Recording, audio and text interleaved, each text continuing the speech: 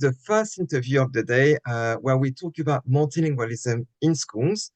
And so very often when a child is multilingual and they start school at 3 years old, 4 or 5, they speak and they are multilingual, they speak different languages, they speak their home language very well. But over time, because their home language and cultures are not supported, and they perceive it as not very special, and oops, sorry. And maintaining the home language is often done outside school. So when school work takes more time and they see that their language is not that important, or they perceive that it's not that important, then they might end up at 18 leaving school, becoming monolingual. And that happens quite often. So today I'm very honored to welcome Soofia Amin to talk about a possible solution to avoid such scenario from happening. So Soofia Amin is the assistant head teacher at Kensington Primary School, and she did something quite extraordinary in her school, which is that she created a curriculum where multilingualism had its place as a subject like math, English, etc. It's part of the timetable. And I visited her school back in May, and I was really pleasantly surprised at how students are proud of their languages, of talking in their languages, and how curious they are about other people's languages, cultures. And I just went there for one day, so it's the tip of the iceberg. But I really look forward to speaking to Soofia about what she does and the impact it has on students. So good morning, Soofia, and welcome. Thank you very much for being here. Good morning, Ishita. Thank you for having me. It's an honor, honestly. It's an honor to have you. Thank you very much. So we start with the first question, which is if you could first explain how you got your idea of putting multilingualism in the curriculum and why you thought it was so important to do so. Okay, so so it wasn't me. I didn't do Okay. this. And I think that's a really important point to clarify because obviously because I speak about it and I'm leading on it, it looks like me, but I think we did it as a school. Yeah. It was a collective. And I think Yeah. when it becomes a when it becomes a shared vision and a shared idea and everyone buys into it, that's when it works, Yoshito. If I had the idea, and I did have an idea, and nobody believed it, it wouldn't have worked. Yeah, Or that's if true. I was doing something and I said, I'm doing multilingualism, I believe that children need this, and teachers didn't understand it, or leadership didn't buy into it, or parents didn't buy into it, it wouldn't have worked. So I think the reason or how it came about was from a bottom-up approach. So as a senior leader there and somebody who is in charge of all the pupils that are coming from abroad, so we have quite a high multilingual percentage at my school, and obviously lots of children in UM are coming in all the time. I was constantly looking for best practice and research on how to support families and children with their languages. And we had gone through a transformation during COVID where we created a new curriculum. So we have a big leadership team.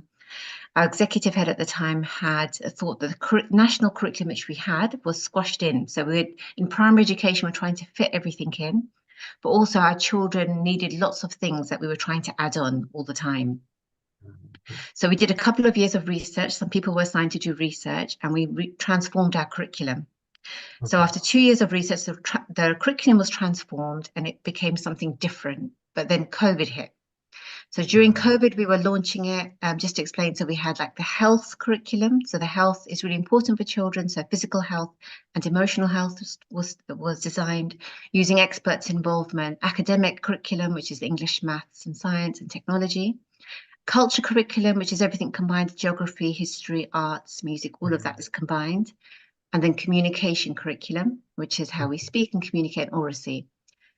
And to making our curriculum work, which was really good, made everybody reflective, I suppose. And we were all taking a risk because now we were doing something that is out of our comfort zone. We're not following what everybody else is doing. We're doing something new. And in that process, MFL, which is the language you teach in school, which was half an hour a week, I think, is given. And it's normally a cover teacher comes in and they teach across 3-4 classrooms. Yeah. At the same time, you have children coming in with different languages. Our head teacher wanted to rethink this. And as a Yeah. leadership team, it was decided, why are we teaching languages in such a bad way? There must be a better way forward. And can we not make sure that we promote languages at Kensington? Yeah. So with around 50 languages, Yoshito, how does that look? Yeah. I couldn't find anybody who's doing this. Like, how does it look when you teach all the languages? What does that mean, even?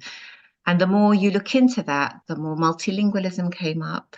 So it wasn't even an idea that we should teach multilingualism, but it was CPD with staff and looking at research on how we promote children's languages that suddenly using EAL and saying to children that your English is an additional language didn't make sense, because actually by saying that, I don't know what languages they're speaking. I'm not using it in the classroom.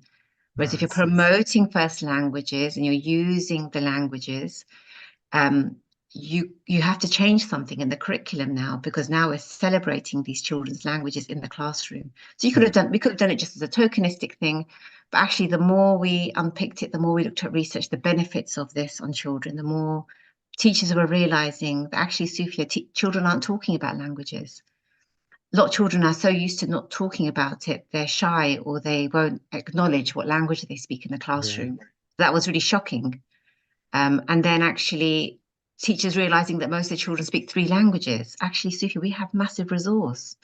So just that mindset changing meant that teaching changed, and that teachers suddenly realized, and because it came from teachers, not from me, because we had our own curriculum, we realized we could put multilingualism as a topic into the curriculum, that it would I benefit see. us. Yeah. So it was then through a year of discovery that language is how it works, how does it look, how are we teaching it, and teachers doing something on their own alongside their lessons, that we realized in the emotional health curriculum. So we have a health curriculum, and in there we have emotional health. So we teach children about their identity, the sense of belonging, and their emotions. So in that curriculum, the emotional health lead, using resources that are available, we incorporated multilingualism into that. So it was taught Okay. as part of identity. Okay. I hope that makes sense. Yeah. Thank you very much. And I don't know if I can ask, but I believe your own experience of your home language motivated you as Yeah. well. Do you want to share that with me? Yeah, thank you, Sheeta. And I think this is a really important thing to reflect on, that when I was sharing, so the idea of multilingualism isn't really spoken at, well, in my view, about 3, 4 years ago, wasn't spoken at primary schools, right? So there's this research coming out about languages, and the more I read about it, I thought, why is nobody talking about this in education? And it was when I was sharing the research with staff that I was realizing that I never considered myself a bilingual. So I was born and brought up in the UK. I speak Urdu at home. My parents taught me Urdu. I went to extra Urdu classes on a Saturday. I did Urdu GCSE. And I never felt like I was a bilingual. And when I was looking at the research, especially there's some work done by, if anybody wants to look at it, called WAMCAM, some research done by Cambridge, and they've got some resources on how to be multilingual. I realized I had a very monolingual mindset, that I thought that I'm English, I'm British, which I am. I speak English proficiently, but because my Urdu is not the same as my English, I can't say I'm a bilingual.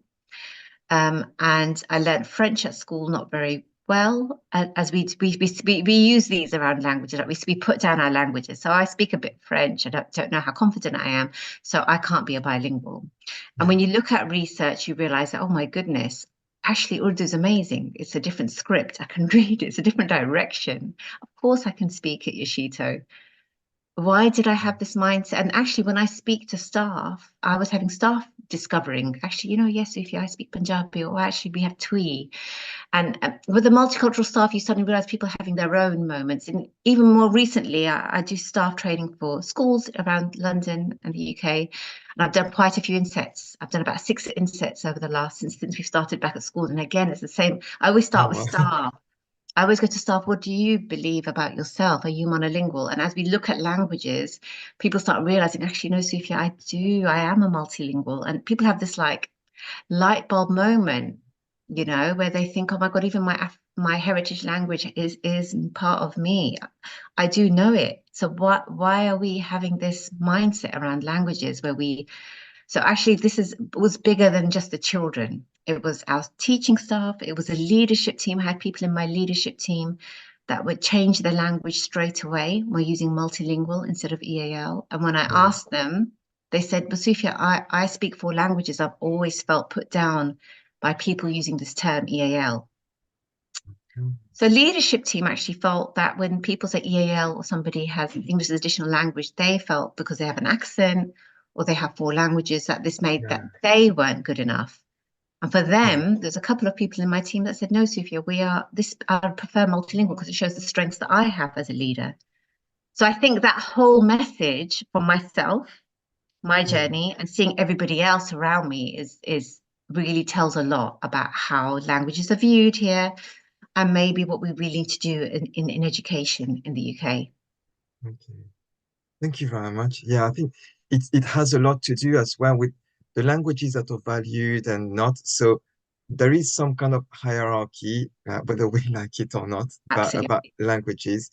And I think maybe, for example, children who grew up with French as a home language in England are more likely to say that they're bilingual than someone who grows up with Urdu, just because French is taught in schools as well. And yeah. Yeah, I agree. And I think recently I love running teacher training sessions for students, and I was running a teacher training session, and time again, I have African students or people that have heritage language like Igbo or Twi or Shona, and they were saying to me, "No, we're monolingual. No, we don't have a language," which is Mm, very different to some of the Asian educators that I work with.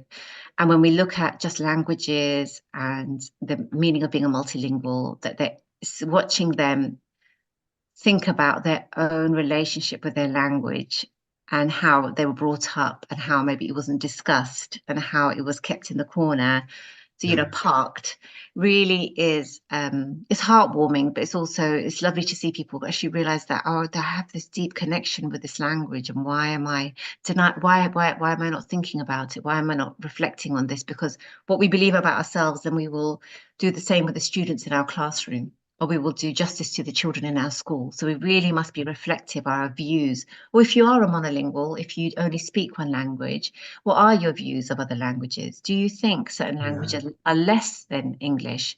If that is your view, then just be honest and be reflective. Where does that view come from, and why do you believe that? Mm, Because this will come out in your teaching and your approach to these children. yeah. That's a very important point to make. If we're not convinced ourselves, it will, I'd say we see it in the way we say things, even small details. Yeah. And so I guess because it was something collective, this idea of, in the end, including multilingualism as part of the curriculum was Yeah, quite well received by the staff. yeah. How was it with the parents and students? So the first year when teachers started talking about it, I think children were curious. So they started, Ah, okay. mm, so it wasn't, I mean, I noticed children that were younger, so year 1, year 2 weren't as open. So Ah, teachers were okay. often getting help from older children to come in and speak to their children. They were doing their own work, which was lovely. But what was also interesting was the parents. So I hadn't done any specific parent work yet, but I remember a conversation with a parent. I was walking to school and a parent had stopped me and said, "Miss Amin, can I ask you something? Are you doing some work around languages?" And I said, "Well, yes, we're changing and we're discussing in the class." And she said, "Oh, I saw a big difference because my daughter now, I think this was a Greek child who the dad had been trying to teach Greek to, who wasn't interested, had been coming home and asking, 'I want to learn Greek.'" And that to me was a win because I hadn't started talking to parents yet, but actually, if parents are noticing children coming and asking, this is what I noticed with our curriculum. So, for example, when we started teaching emotions to children and emotional literacy in the classroom, parents were coming saying, "Oh, my daughter or my son is telling me about their emotions now, and I don't know, like they're saying to me, I need to use a strategy to calm down, or I'm Oh, feeling wow. this emotion." So obviously, children, whatever they learn, they go home and they take it. So now, Yeah. obviously, now children are realizing that there are languages, and those that probably don't think that it was important are maybe going back and asking those questions. So I think that's a really important. There was a shift that was happening because teachers were suddenly bringing it into the classroom, that now parents were noticing it. And I did. So after the first introduction of this all, I spent a year of like trying to bring parents in language cafes. So trying to group parents together and having just an open discussion with parents about what does it mean to have a language, and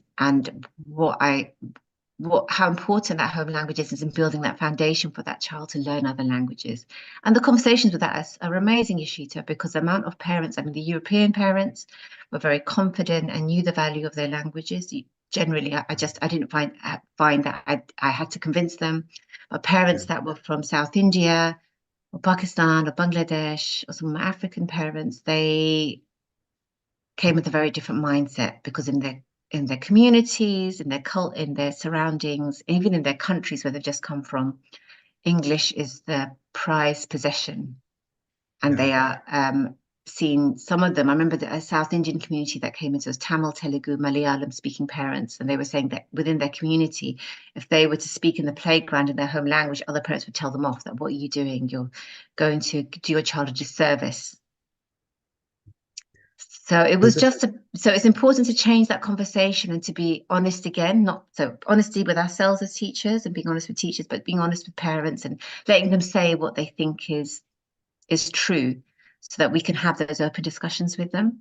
Yeah. So did you have in the end some parents who were pushing back a bit? Because when I visit international schools, I hear a lot from teachers that in school we're on board, we want to value languages, etc. But we have some parents who tell us, "But I'm sending my child to your school so that they learn English."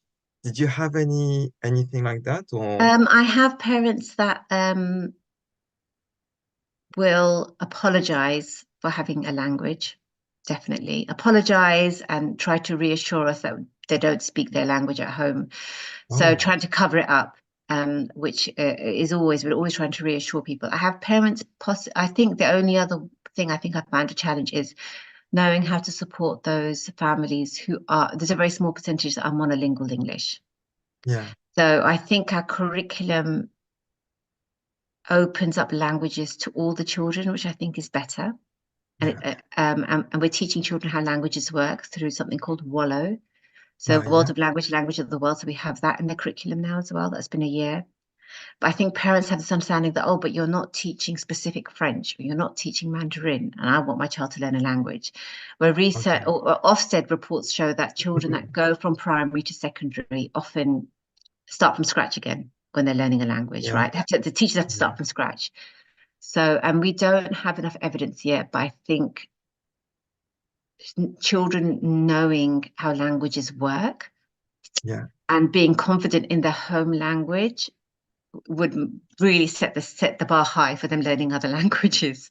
yeah, Research shows that children that are confident and competent in home languages, yeah, all their other languages it'll be easy for them to learn other languages. So I do think, I mean, there's obviously work happening. Wallow has research going on. I'm working with a few academics on research. But obviously you need people to be brave and say, actually, this is important because I believe if a child is coming in and they learn their numbers, say, for example, in French, by the time they're in year 6, and say hello, goodbye, which is probably what I did when I was at primary school. I think it would be better for them to understand how languages are working and yeah, in that context, or to understand all the different scripts. Oh, this comes from that family. These are from Asia languages, and this is the history of languages, and I can see connections with these languages, so that when they go to school, they're not, thinking of one language in isolation. They are open to all languages, and they have a multilingual mindset. yeah. So I I think think, it's a very risky, tricky thing, but I think if you have people that believe in it, it would work. yeah, but I can also see the how, in terms of mindset, children would be better prepared to learn languages because Yeah, if we throw at them a language that they have no connection with, that it's just like basically they're being tested on their knowledge or how much they can remember of like words that they don't know. Maybe they can count up to 10 or 20. But like you said, so I teach in secondary school, and every time with year sevens, we start from scratch. Some know a bit, but by like so we have some who come who know a bit of the language we teach, so either French or Spanish, some who are learning another language, and so they start from scratch. But by like November, they are at the same level Are because they? we That's go good. a lot faster in secondary Yeah. school. And also because you said in primary it's half an hour a week. Yeah, well, So yeah, because you have so many subjects, it was half an hour because it's like a cover teacher who goes across all the classes. yeah, so it's not that much to be Mm. able to learn properly a language. So it's, I guess it's completely normal that they come to year seven and we need to start from scratch. Mm. I But mean, with we do you, run, sorry, Yoshito, we do run after school clubs in all in languages from the school. So we opened it up. So staff who have other languages run clubs, or yeah, parents come in and run clubs. And I'm in the process of speaking to, I mean, my idea is to run really even better provision after school clubs so that so children can really get more a wealth of knowledge from good quality language clubs after school. I think that's that would great. be better. So I'm Yeah, still on the journey for that. And I'm not saying I have the answer, Yoshito. I'm still, looking at things like, for example, with Wallow, their curriculum is amazing. But I think some teachers, some teachers teach it, some teachers find it quite difficult. They're not sure how the linguistic bit works, although it's all there for them. yeah, So even this year, I think everything that we do is hand in hand with everybody. So I'm not okay. going to just tell them you have to do this without them Yeah, understanding. You need staff to understand. So yeah, again, now in autumn, I'm going to be reviewing the curriculum, the language curriculum, and thinking, okay, how can I make this more sustainable? How can I make it more effective so teachers have a buy-in and they're using it and it's more fluid and it connects with English, it connects with all the other subjects. Because anything that, if a teacher, you know this, Yoshito, if you teach something, like I'm sure you're an amazing French teacher, right? Yes. yeah. I bet you Well, are I'd love to come I to your guess. lesson. I mean, if you're good at something, your passion just comes through. And Yeah, teachers, if they like something, if they buy into it, they will naturally teach it. yeah, Yeah. yeah, So when for example, multilingualism as a topic and as identity, that was easy for them, and they all understood the value of it. The teaching that was easy. Everybody has buy-in for that. Whereas linguistic knowledge is different. It's harder. It is, and I'm yeah, not going to just pretend to say everything's been easy and smooth. There are challenges still that I have to think of. How does this work? Because we're running an innovative curriculum, yeah. and we're showing people how we can trial it out, how it's done. So I need to constantly be reflecting and adapting things. Yeah. And so because we're talking about the curriculum, but we haven't heard the specifics of it, could you explain? Oh, you're frozen. Can you hear me? Yeah, okay. Yeah. So could you explain what you do in which year group and what Wallow is? Okay, so there's two aspects that we have in our curriculum. The emotional health curriculum contains multilingualism, and as identity from year one going up to year six, children are looking at themselves, what their identity is, and just how they're part of multilingual families or languages in their families and the community, and what kind of area they live in and what kind of world they live in and their family history, all of that. That's the identity part. Now, and also just multilingualism as a topic. What does that mean to be a multilingual? What benefits it has to the brain and animals communicating, all of that. That's all part of Ah, multilingualism in the emotional health. Wallow is so it's actually for higher ups. It's from year 4 to year 6. I think they've got some year 3 content, but I brought it down to year 1. So it's in the communication curriculum in my school currently. It sits in there, and we okay. call it promoting first languages. So we've sat it there, and what we've done is we've used their resources, the Mhm. the more linguistic resources and lessons are in year 5, year 6. So Okay. how word class and how the history of some of the English words, where they come from, the Germanic languages, all of that. But if you go to Okay. year 1, it's just about what communication looks like. So Yeah. how you make sounds, how you use body language, songs, how we create meaning from sound. Yeah. And then you go to year 2, and it might be that I know I have another language, and I know my friend has a language, and how scripts look very different in different languages. So, for example, in Yeah. year 1, I know last year they were looking at just the phonic sounds in different languages by calling parents in and doing a Yeah. workshop on sounds. Yeah. So, how you might have, I think they learn phonics in year 1, but actually how that sound will look in many different languages in other scripts. Yeah. Because actually some scripts don't have a sound, the Yeah. same sounds, right? Or the same sound might have a different sound. The same Yeah. letter might have a different sound. Same. Yeah. It was just showing them that actually sounds are universal and they have their own sounds in their languages. And it was lovely having parents come in to help us. We do everything with parents because parents need to bring in their knowledge so we can understand better how to That's support true. it. Yeah. Yeah. So yeah, so that's how it looks in year one and going up to year six, where the content is all around how languages are formed, the word order, and comparing word order in different languages. Okay. Thank you very much. And so I'm guessing some people who, I don't know, maybe first, do you want to share some success stories you had? Like you talked about the Greek girl who was half Greek, her Yeah, father was Greek, yeah, who was saying that she wanted to know more. yeah. Do you have any other Yeah, success I think stories? I think I have many, and it's quite hard to quantify them. But I think so we've opened a multilingual. I think you saw the multilingual Yeah, library as recently. So you've got a multilingual library, which I wasn't. I did some work with London Metropolitan for a year. So I think you had Hannah on here as well. yeah, yeah, on She was at my Friday. school. We did the work for a year on the multilingual library. Sorry, and so that.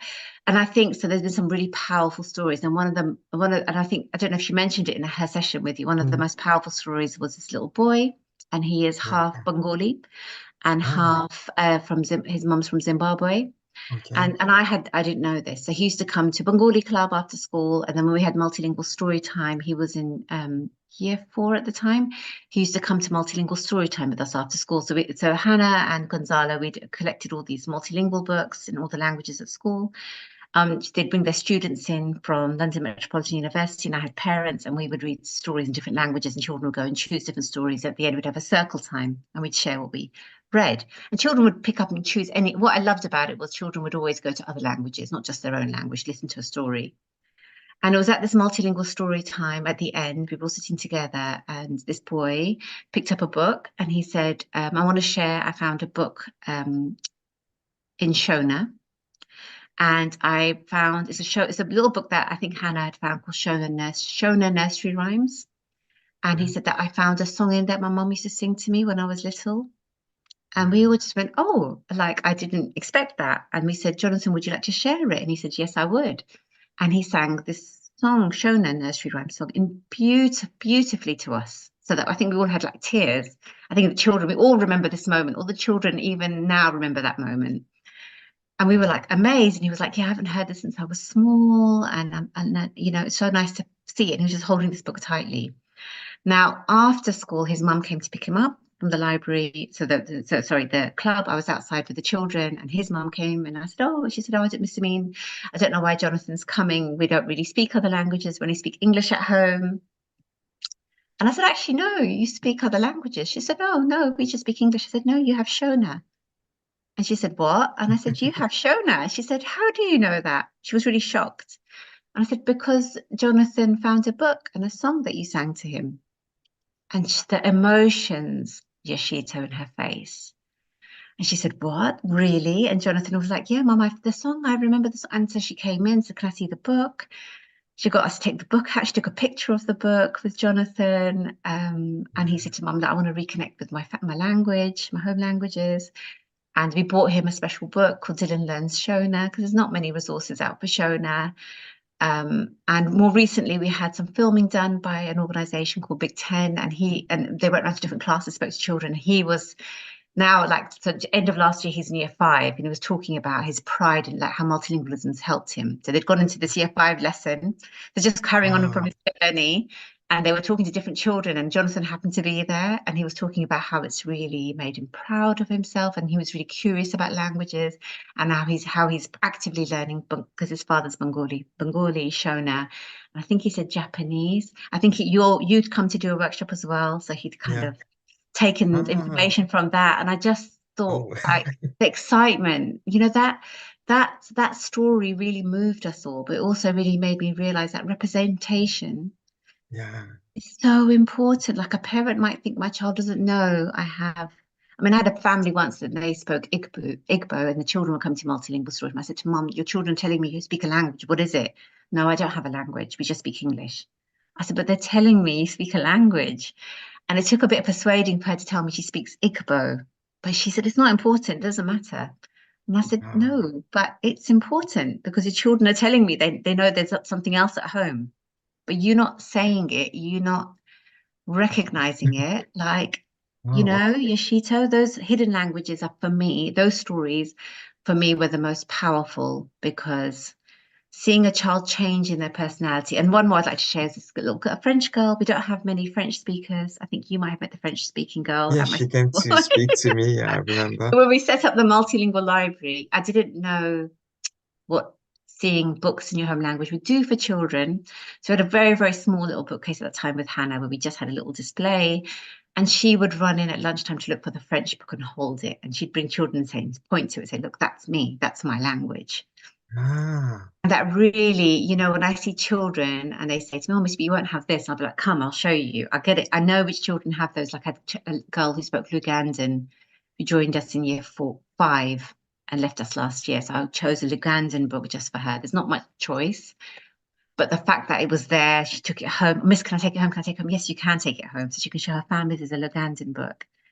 wow, yeah, And so to me, that shows that a child needs that representation, that yeah, is, on the other end, how important it is for them to see that their language has center stage at school and that yeah, their identity is there. They're not missing part of their identity in education, that it's there for them. yeah.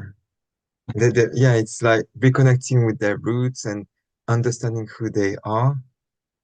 And so I guess there are some teachers who are going to watch this video who are going to think, okay, the impact is great, but how can I do it in my school? Would you have any tip or advice on how to start, or maybe even before changing the curriculum, Yeah. what small things they can do? Yeah, thank you, Shito. I think so. Change the curriculums, not many schools would allow you to do that. But I Mm, think if you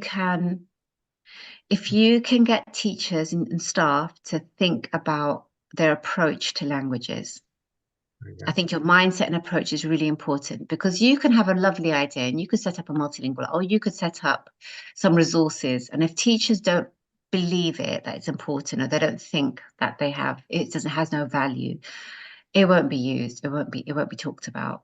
So yeah, it's really important that we have buy-in from everybody. Everybody needs to understand that language is actually a multilingual mindset. It's very different from a monolingual. I'm not saying it's better, but it's completely different. You can't compare a monolingual mindset with a multilingual brain. You just can't compare it. So it's really important that teachers and staff understand and parents understand that a multilingual brain works very differently and it's unique, and we need to languages work uniquely. We don't have a separate Urdu person, English person, which is what I thought. We have a yeah, bucket of languages, we have a pot of languages, and we use and pick and choose all the languages, and that's a good thing. And yeah, actually having that, just making sure people understand that is really important, because if teachers understand that, any resource that you provide, anything that is available, or any kind of initiative that you have, like language of the month, or having a multilingual book stand, or if you see some a good show or anything that you can send them resource wise, they will use it, they will share it, they will welcome children. They will understand that that child that comes in who speaks little or no English has another language and another skill set, and they will recognize that child for that rather than thinking, oh, this child has nothing, and get frustrated. So I think it's really important to just change that conversation and have an opportunity to share that CPD with staff. okay. And so I'm coming back on a problem that I shared a little earlier. So it's with schools. So for example, the international schools that I told you about, where they say they value languages, they do a lot, but their parents don't see the value in doing this. Or you said as well that some parents were like the mom who didn't want to say she spoke Igbo at home. Uh, what would you advise? What could schools do to get parents more, maybe at least okay to say that they have a different language, or to support all these initiatives? Yeah. Well, what tips would you have? I think we need to, at most schools. I was visiting school last week, a very large primary school with four forms, four form entry, and I did the staff Sorry, training. The it's head teacher was like, "Oh, but Soofia, we recognise all languages," but I don't know how to stop parents from thinking this. But we don't say that. But I think thinking that as a school and thinking that parents understand that is not enough. You need to actively engage with parents somehow and share with them this message again and again and again. Because parents and families are getting messages not just from schools, from lots of places, whether it's the community, Yeah. whether it's the doctors, whether it's speech and language therapists, whether it's relatives from back home. They have this stereotype message, or they have this understanding that they have to come and they have to show that we're the best at English. We're going to focus on English at home. And schools saying that, no, we will tell them when they come in that, no, it's fine, but that's not enough. It's not enough. We have to actively engage parents and teach them about the value of their languages. So whether it's running a workshop for parents, inviting them in, having it up on your website, sending information about multilingualism, bilingualism home, it has to be shared explicitly as a clear message from a school to parents, and not just thinking that, we believe this as a school, and we've got a welcome sign in different languages, so parents will know that's that bit done. We've got a welcome sign up, and it's got a few languages there. Parents will know we welcome their language. Of course, we don't dismiss it. I'm not saying schools do, but are we actively reassuring and telling parents? Because I know, for example, so we're a large leadership team. There's about 8 of us. Whenever we interview new families coming in, it's us who do it, leadership Oh, teams. wow. And Okay. what I love is, we all do the interviews. It's important. It's not somebody from the office, the head teacher, deputy heads, assistant heads. We all Wow. interview families. And that's an Okay. integral part of our school because we have many families joining us every week. So last week, I think we had 11 children. No, the week before, Oh, 11 children. Last week, 5 children. And okay. actually, what I love is because everybody knows this, I'll be walking around, I'll be hearing families saying, oh, yeah, this is the Miss Amin we told you about who supports multilingualism. And I did tell you, Miss Amin, tell them they speak this language, that language, that language. I was telling them that how much we love their languages and how important it is for us. And I'll be like, yes, absolutely. And I just think, oh my God, like how fortunate am I that that message is not just from me. Yeah. Every single person at school knows that message. And even sometimes, I'll need to share the story with you. One of the reception staff, you have to do home visits. So she'd gone Okay. for a home visit to a family. I think it was a Filipino family. And so the teacher had asked the mum, because you do a home visit and you check on the family and you ask about the languages and what do you speak at home? Okay. Mum said, oh, we speak English at home. And so the teacher wrote it down. She didn't think it, although this teacher is really great in multilingualism. She just accepted that and said that's fine. As they were leaving the house, the support staff member who was with her, this man, he had a thought, and she said he literally paused by the door, and he turned around to the mum, just so you know, at Kensington, we really value home language and it's a real strength for us, and we promote it, and we prefer families to use their home languages. Just so you know, it's fine if you speak English, just so you know. And then the mum paused, and the teacher said, she turned around and said, actually, we don't speak English at home. And I thought, there you go again. Like, how wonderful that that support staff member recognized that actually maybe she might need a reminder that Yeah. she needs to hear it clearly. Yeah. And you think, and the teacher said to me, Soofia, I just thought, oh, she's speaking to me in English, she understands, and she would know, but she would, I just missed it that time. And I just thought that just shows you cannot miss that conversation with parents or that message, even if it's in writing, you still have to say it to them physically. You Yeah. need everybody sharing that message again and again that actually this is what we value. Your home language is important for them to learn English effectively, and Yeah. you need to keep communicating in your home language and making it fun for them and enjoying your home language, and then the English will follow. Yeah. And I guess, like you say, it doesn't, you can't just do one workshop and everybody will attend and it will be fine in one session. You have to do it several times.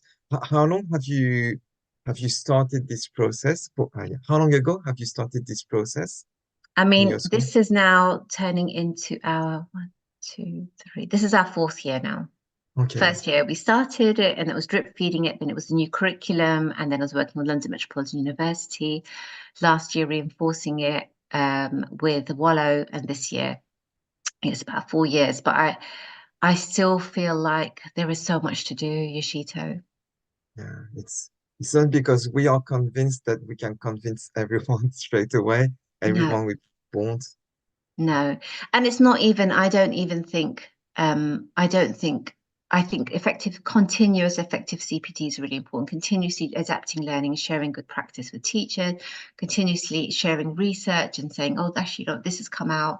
to constantly we are, as teachers, we like evidence. As teachers, we thrive on knowing the latest practice, what is out there. So that really helps.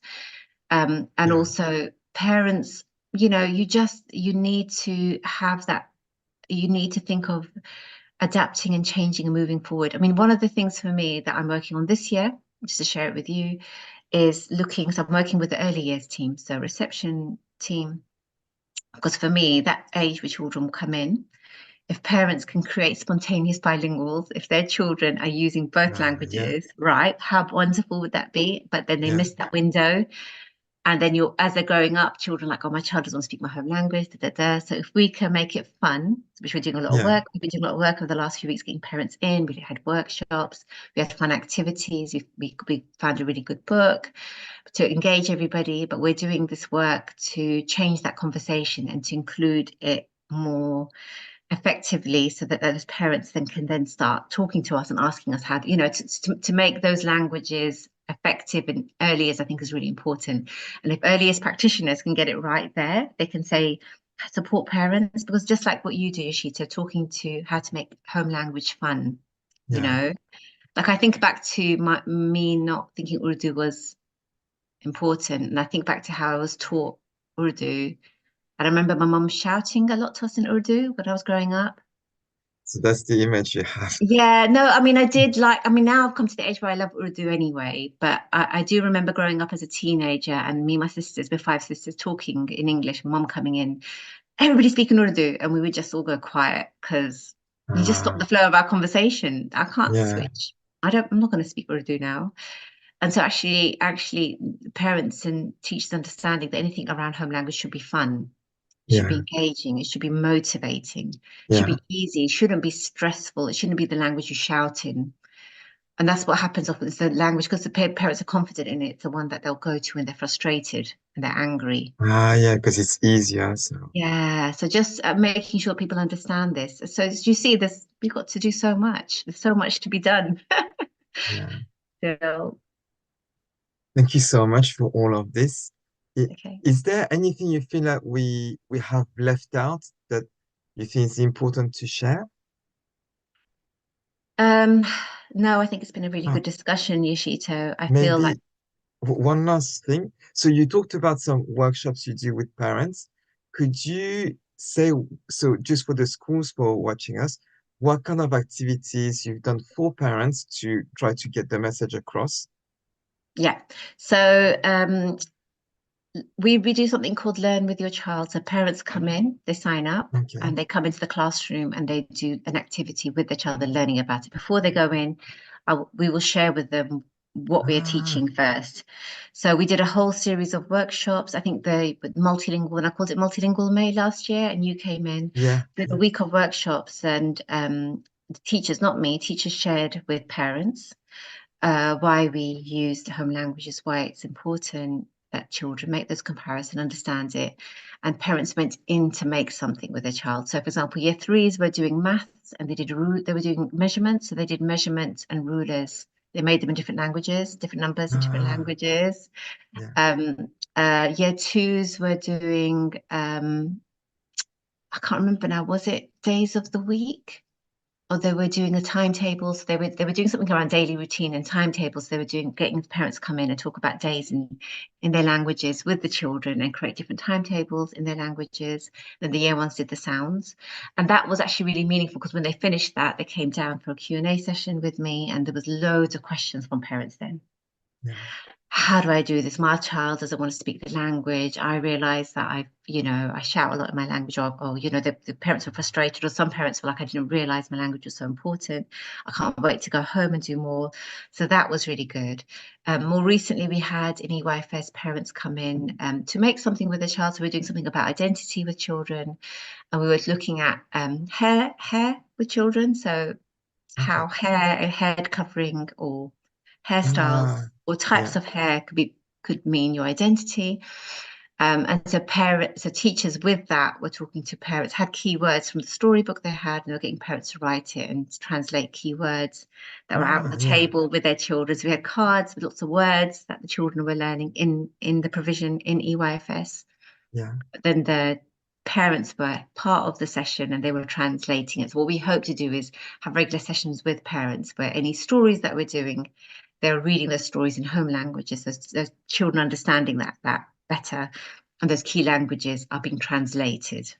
So, and again, like multilingual story time, when I have those sessions, those parents come in and they're Yeah. teaching, reading books. So that's Yeah. another way there. And I just want to share another thing that we do is we have parents volunteer quite heavily at my school. Okay. So, and I think although we could say just workshops, but actually parents volunteering is a massive resource, just something for schools to think about. So sometimes we always look for people that are teachers or experienced in the classroom. Yeah. But actually, if you get parents that have languages, a lot of our parents need experience in schools or to be exposed to English, and what they will do is offer you time. So we get them to come in, help in the library, help out in the front office, just help us. We need your Yeah. help. And then when I need support in the languages, they're there. They're there to come and Yeah. speak to a new child in the home language. They're there to read a story in a home language. They help to translate for us. They're all in hand. They're in part of my school. Just last week, I've got some furniture that needs building for a new family space we're making. Okay. So one of the Spanish dads said to me, "Oh, Miss Amin, I'm doing ESOL. I'm working at night. I need experience with English." And so Yeah. he's coming in to help me set the furniture up. He's making it. But I'm going Yeah. to get him to part of school because I thought amazing. As a dad, he wants to come in, help us, and then we can use your Yeah. Spanish with Yeah. children as well. So yeah, youth parents are a massive resource. Make them part of school, not just in workshops, which is great. The ideas I told you, but actually make them part of the school so they're there and they're helping, and children are hearing it around them. Yeah. I guess once some parents are on board, then the message spreads more easily as well. Absolutely. And actually seeing parents in school gain confidence because they're a bit shy with their English, but them Yeah. seeing what they can do, learning skills is really important, skilling them up, actually they're getting them to support us, I think is really important. Ah, I think that's a nice thing to think about. Thank you very much for all the things you've shared.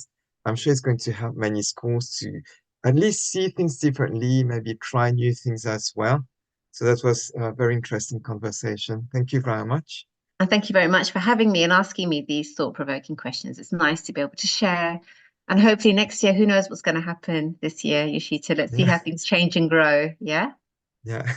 Because, but I really wanted to invite you because when I met you, and you told me about what you do in school, I was so like shocked, but in a nice way because that's so my sons are schooled here, but that's the kind of school I want them to be into. So a school that values their identity, so language and culture. So like teaching them the language, I can do that. I can pass it on, but I want them to be in an environment that they see the value of it. So yeah, it was really inspiring when I visited your school, and thank you very much for being here today. Yeah, thank you very much for having me, Yoshito. Thank you.